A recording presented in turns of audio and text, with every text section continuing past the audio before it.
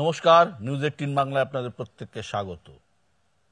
Albert Einstein বলেছিলেন, বিজ্ঞানী মহান হলে তাকে শিল্পীও বলা চলে। আমাদের রাজ্যে এমন একজন মন্ত্রী আছেন যিনি প্রকৃত অর্থেই শিল্পী। তিনি একাধারে নাট্যকার, অভিনেতা, পরিচালক। থিয়েটারে সাউন্ড অপারেটর হিসেবে নাট্যজীবন শুরু করেছিলেন। তারপর অরণ্যদেব, উইঙ্কল টুইঙ্কল পেরিয়ে 2011 সালে মঞ্চ বদল। বাম আমলের হেভিওয়েট মন্ত্রী গৌতম দেবকে হারিয়ে রাজনীতিতে প্রবেশ। তিনি প্রকৃত অর্থেই অলরাউন্ডার। হুব্বার মতো সিনেমা তৈরি করেন, আবার সকাল সন্ধে রাজ্যপালের সঙ্গে কথার লড়াইও চালিয়ে যান। হ্যাঁ, ব্রাত্য বসু রাজ্যের শিক্ষামন্ত্রী আজ সোজা সাপটায় মুখোমুখি। ব্রাত্য, রাজ্যপাল আর রাজ্য সরকারের যে সংঘাতটা, সেটা নতুন কিছু না, এটা বহু বছর ধরে চলে আসছে। কিন্তু গত কয়েকদিনের বিষয়টা একটা অন্য মাত্রা পেয়ে গেছে। রাজ্যপাল বলছেন আপনাকে মন্ত্রিসভা থেকে সরাতে হবে, তার সুপারিশ করছেন। কি বলবেন? কোথায় সুপারিশ করেছেন? আমার তো ধারণা মহাশূন্যে করেছেন। মুখ্যমন্ত্রীর কাছে সুপারিশ, সেটাও তো মুখ্যমন্ত্রীর নামটা অব্দি উনি নেননি মুখে। কেননা আমি যতদূর আইন অনুযায়ী জানি যে মুখ্যমন্ত্রী রাজ্যপালের কাছে মন্ত্রীদের নাম পাঠান, মুখ্যমন্ত্রীর উপর নির্ভরশীল কে মন্ত্রী থাকবেন কে থাকবেন না, মানে তার পরিষদীয় দলে, মুখ্যমন্ত্রীর পরিষদীয় দলে। তারপর মুখ্যমন্ত্রী পাঠানো নামে গভর্নর শুধুমাত্র শিলমোহর দেন।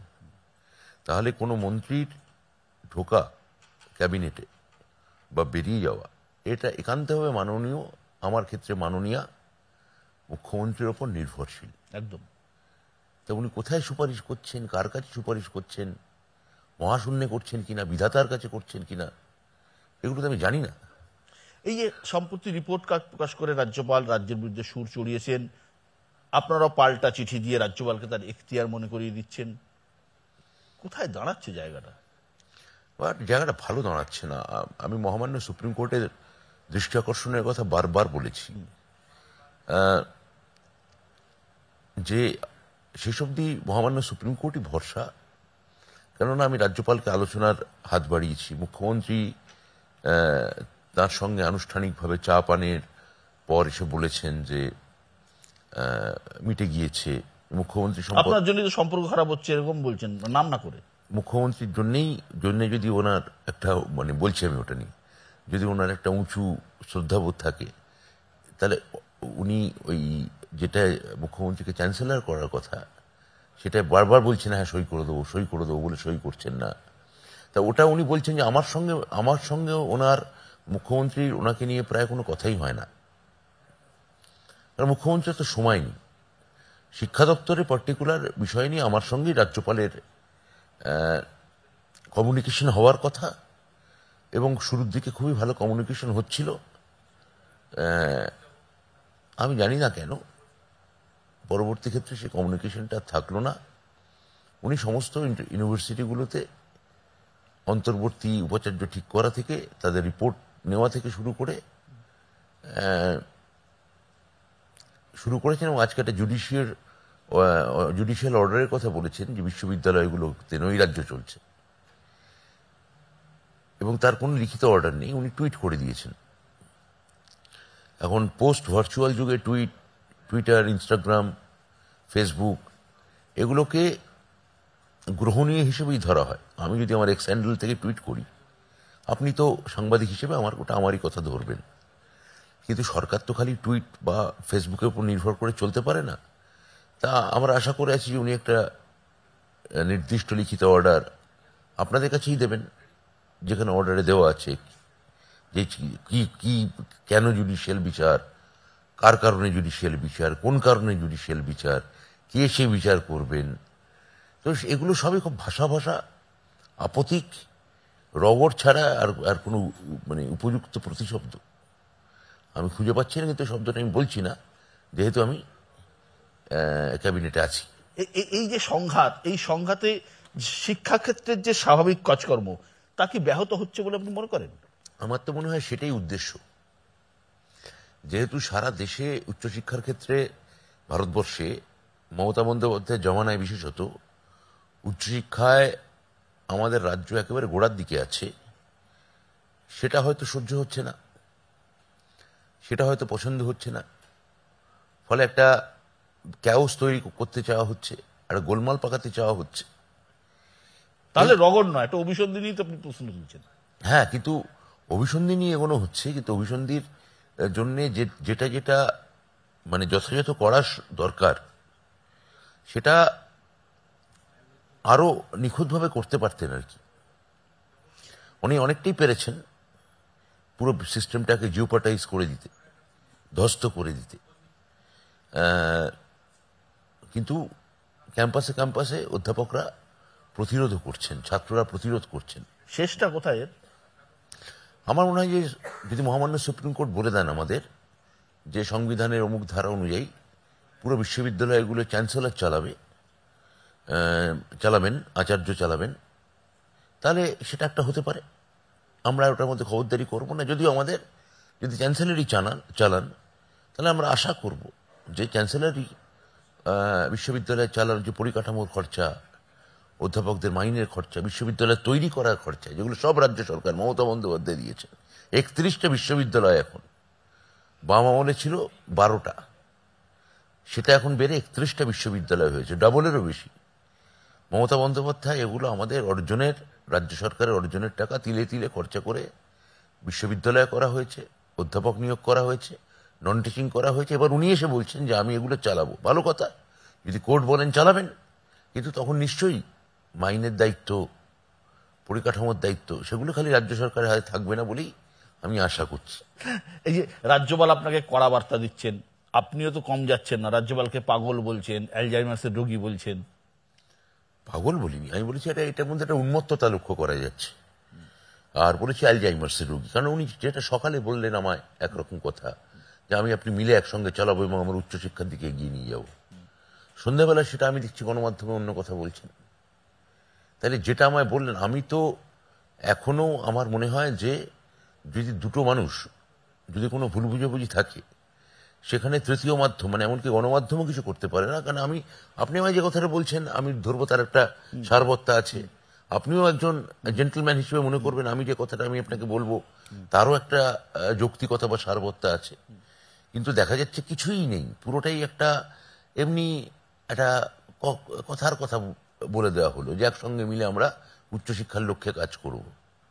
তারপর বলছেন না আমি একা করব, রাজ্য সরকার করবে না। মানে সকালে একরকম বিকেল একরকম বলছেন। হ্যাঁ, এবং সেটা কখনো হাইকোর্টের কন্ট্রাডিক্টরি রায় সুপ্রিম কোর্টে আছে, আপনি জানেন। আমরা যে বার্তার কথা আপনি বললেন, সরকারও করা বার্তা দিয়েছে।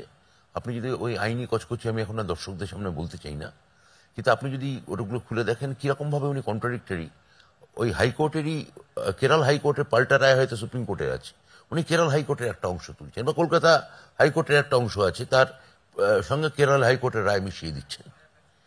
এইরকম ভাবে উনি ব্যাপারটাকে গুলিয়ে দিতে চাইছেন। তা কিন্তু সুপ্রিম কোর্টে অনেক বড় জাজেরা বসে আছেন, আরো বড় লয়াররা বসে আছেন, তারা নিশ্চয়ই একটা দিশা দেখাতে পারবেন। আর ওরা যদি বলেন যে না রাজ্য সরকারের কোনো এখতিয়ার নেই, তখন তো খালি রাজ্য সরকার মানে পশ্চিমবঙ্গ রাজ্য সরকার হবে না, কেরালা রাজ্য সরকার হবে, তামিলনাড়ুর রাজ্য সরকার হবে, বিহার রাজ্য সরকার হবে, ঝাড়খণ্ড রাজ্য সরকার হবে।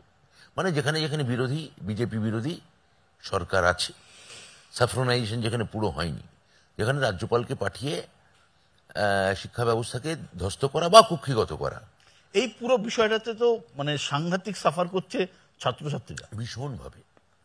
কনভোকেশনে তারা যে সার্টিফিকেট পাচ্ছে, কনভোকেশন করার কথা নয়, সুপ্রিম কোর্ট কনভোকেশন করতে বারণ করেছেন, সুপ্রিম কোর্ট কোন রকম এক্সিকিউটিভ কমিটি মিটিং করতে বারণ করেছেন, স্ট্যাটাস কো বজায় রাখতে বলেছেন। তার মধ্যেও আচার্য চাইছেন বারবার এক্সিকিউটিভ মিটিং হোক, ভিসির অনেকেই চাইছেন না, ভিসিরা নিজেরা অনেকে এসে পেছনে এসে আমাদের বলছেন, আমাদের সরকারি অফিসারদের, যে এই ভিসির ভুলভাল নির্দেশ দিচ্ছেন। কিন্তু ছাত্ররা তো এই দ্বৈরথ বুঝবে না, ওদের বোঝার কথাও নয়। ছাত্রদের পক্ষে খুব দুর্ভাগ্যজনক, এবং ছাত্রদের যাতে ক্ষতি হয় ধারাবাহিকভাবে সেই চেষ্টাই চলছে। এবং আপনি দেখবেন যেহেতু উনি আরো 5 জনের মতো গণমাধ্যম অ্যাটেনশন সিকার, উনি জানেন যে দুটো থেকে থেকে ওনাকে যদি আপনি শিক্ষা ব্যবস্থা নিয়ে জিজ্ঞেস করেন, উনি গর্জন করে উঠবেন যে দুর্নীতি এবং হিংসা এই দুটোর বিরুদ্ধে আমার লড়াই জারি থাকবে।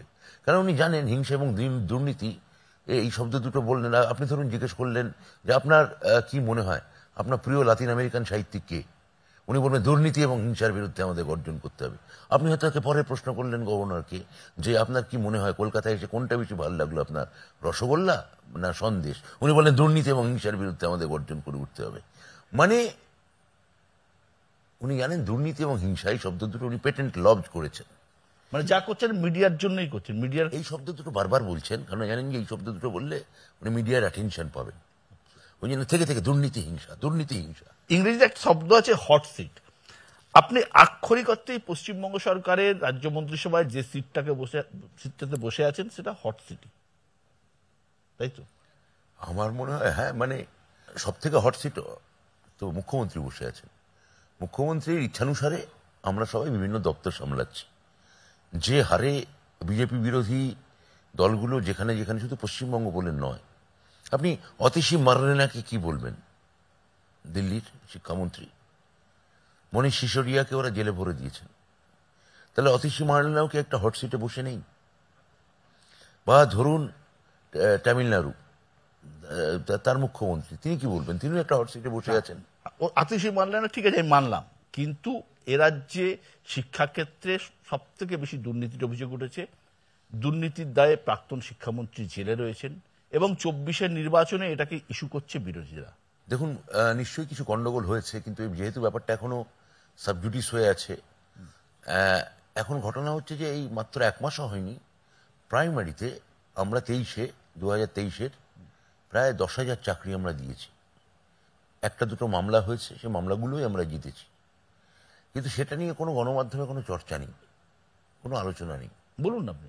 এতে বললাম যে কেননা কাজটা অনেকটাই নির্ভুল করা গিয়েছে। এখন একটা হিউম্যান এরর বেরোতে পারে, কিন্তু আমি আপনাকে বলছি ডেলিভারেট কোনো ভুল না প্রাথমিক শিক্ষা পর্ষদ না স্কুল সার্ভিস কমিশন গত বছর 2 বছরে হয়নি, আর হবেও না কোনোদিন।